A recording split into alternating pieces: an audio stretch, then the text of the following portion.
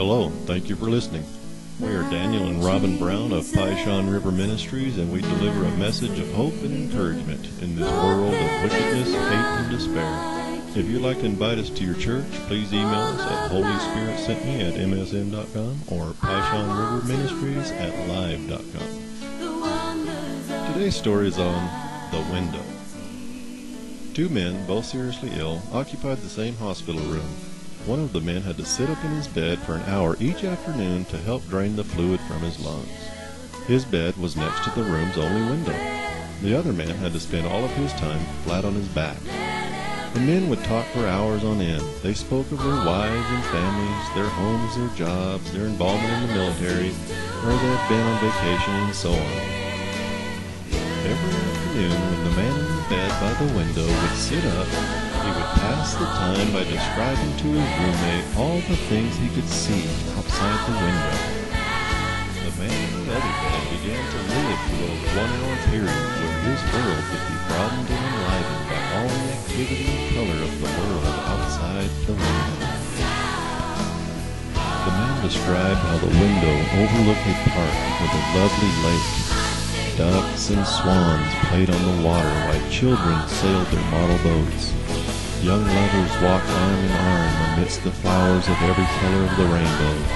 Grand old trees graced the landscape, and a fine view of the city skyline could be seen in the distance. As the man by the window described all this in exquisite detail, the man on the other side of the room would just close his eyes and imagine the picturesque scene. This went on for days and even weeks.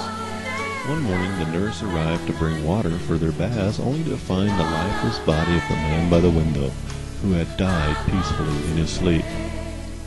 She was saddened and called the hospital attendants to take the body away. As soon as it seemed appropriate, the other man asked if he could be moved next to the window. The nurse was happy to make the switch, and after making sure he was comfortable, she left him alone. Slowly and painfully he propped himself up on one elbow to take his first look at the world outside.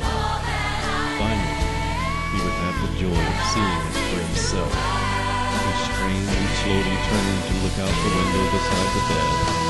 It faced a blank, black. The man asked the nurse what could have compelled his deceased roommate who had described such wonderful things outside the window. The nurse responded and said the man was blind and could not even see the window or the wall. She said perhaps he just wanted to encourage you. There is a tremendous happiness in making others happy despite our own situations.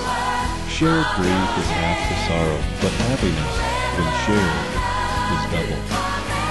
If you want to feel rich, just count all of those things you have that money cannot buy.